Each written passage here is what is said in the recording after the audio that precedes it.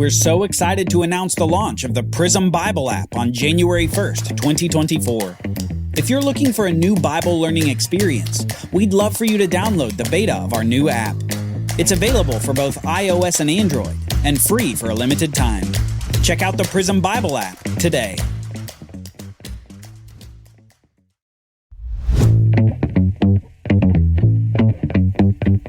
Is faith simply believing something with your mind, or is it something more? Today we'll see God test Abraham, whose faith shows in a whole new way. On the Bible Brief. Are you enjoying the show?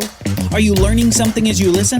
If you haven't left us a 5-star review on your podcast player, please do so today.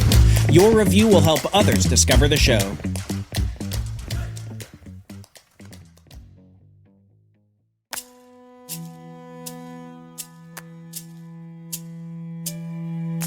Now that Lot is safely out of now destroyed Sodom, Abraham can turn his attention elsewhere. And lest we forget, Abraham is a bit of a nomad. Since the land of Canaan isn't his yet, he has to move around the land without ever putting down roots. Abraham never builds a permanent home, and for his entire life after God calls him, he travels in and around the land of Canaan. He only settles for brief periods of time in his tent until he moves somewhere else. This likely has to do with farming and agriculture resources, for which he would have had the least priority claim, since he wasn't himself a Canaanite. Well, as part of this moving around, he encounters at least a few times a Canaanite man named Abimelech. In fact, his first encounter with Abimelech involves a similar deception as his visit to Egypt. Abraham says that Sarah is his sister for fear of the Canaanites. But yet again, God intervenes in the situation just like Egypt, and causes Abimelech to enrich Abraham even more and give him preference in the land regarding where he would dwell. Even in the midst of Abraham's arguably immoral deception of Abimelech, God continues to bless and protect Abraham. Now, after this episode with Abimelech, we see the birth of Isaac, the long-awaited promised son of Abraham in his old age. The miracle son of 90-year-old Sarah and 100-year-old Abraham. Let's start reading in Genesis 21. The Lord visited Sarah as he had said, and the Lord did to Sarah as he had promised. And Sarah conceived and bore Abraham a son in his old age, at the time of which God had spoken to him. Abraham called the name of his son who was born to him, whom Sarah bore him, Isaac. And Abraham circumcised his son Isaac when he was 8 days old, as God had commanded him. Abraham was 100 years old when his son Isaac was born to him. And Sarah said, God has made laughter for me. Everyone who hears will laugh over me. And she said, Who would have said to Abraham that Sarah would nurse children? Yet I have borne him a son in his old age. Now, it's no wonder that laughter is mentioned so many times by Sarah here.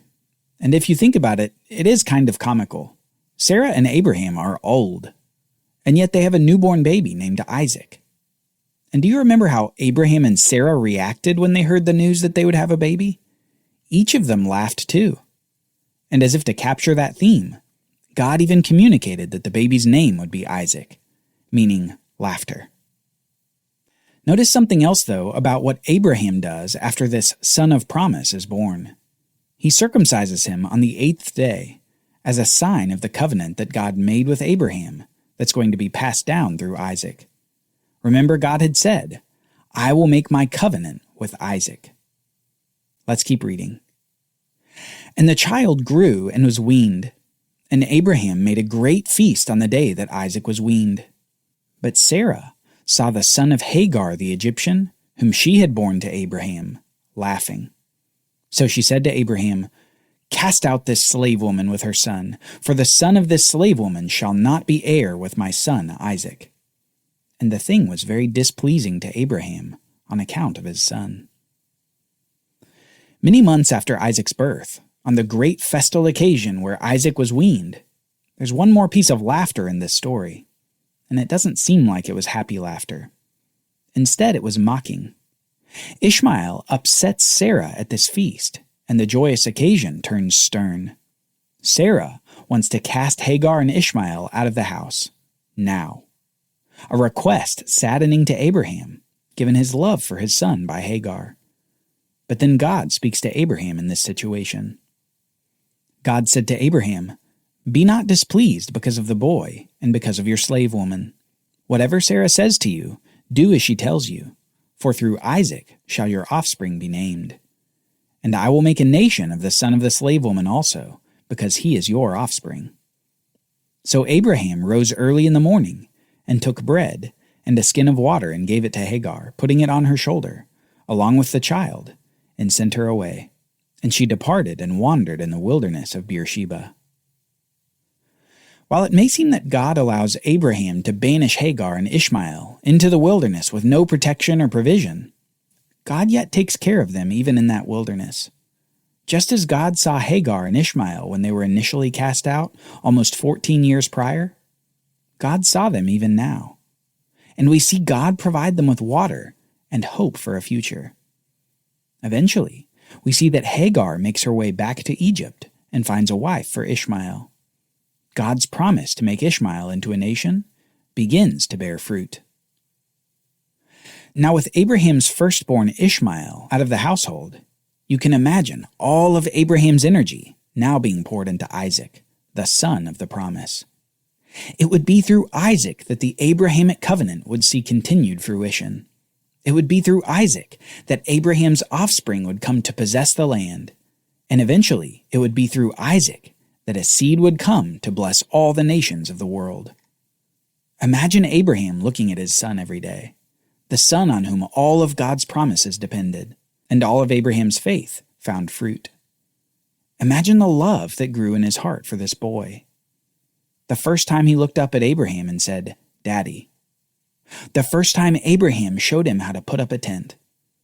The first time Abraham showed Isaac how to make sacrifices to the Lord. In some ways, there was only one son now in his vision. A tunnel vision that saw only Isaac, and at the same time saw God's promise. Now imagine that God takes it all away. Let's read Genesis 22. After these things, God tested Abraham and said to him, "Abraham." And he said, "Here I am." And God said, "Take your son, your only son Isaac, whom you love, and go to the land of Moriah, and offer him there as a burnt offering on one of the mountains of which I shall tell you."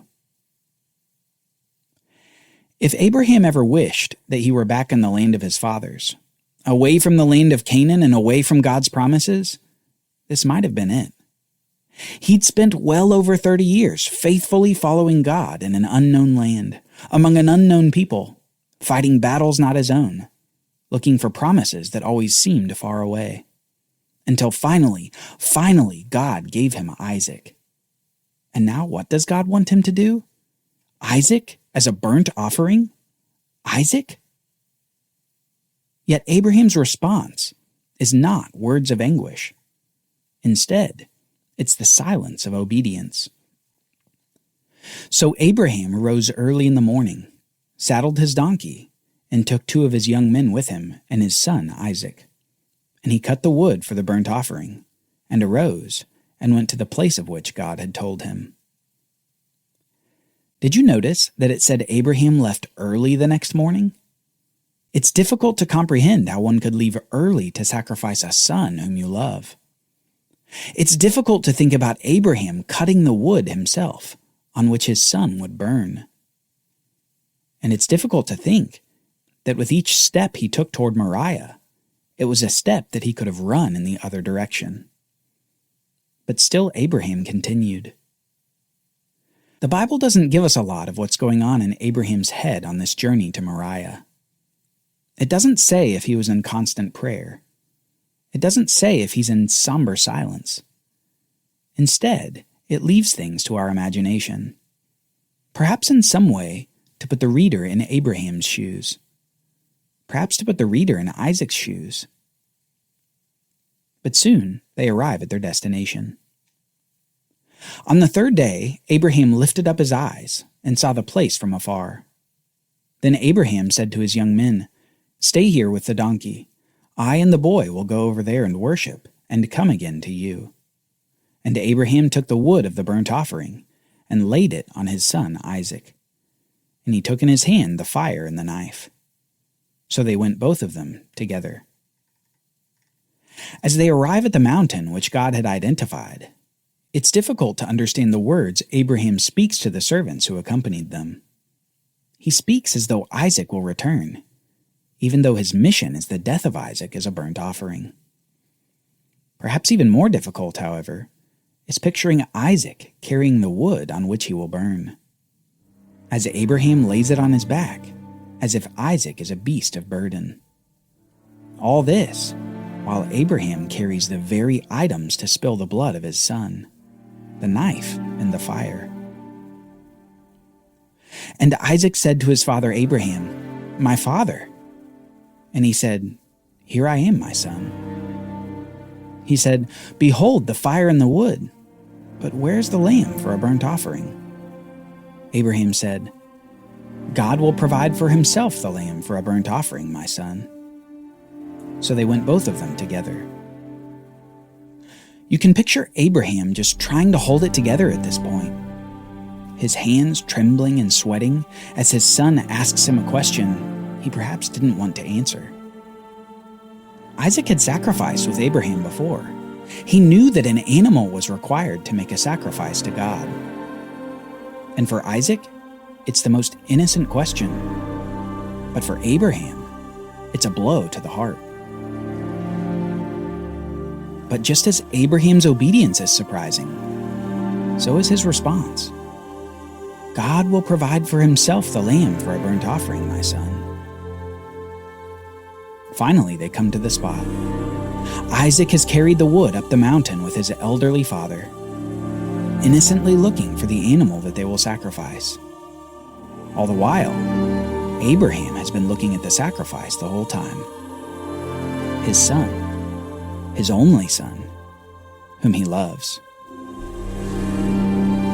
When they came to the place of which God had told him, Abraham built the altar there, and laid the wood in order, and bound Isaac his son, and laid him on the altar on top of the wood.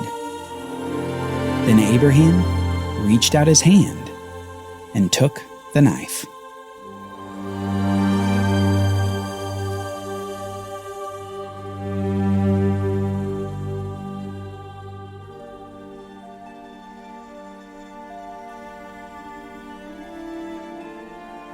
The Bible Brief is brought to you by the Bible Literacy Foundation, dedicated to helping people like you learn the Bible.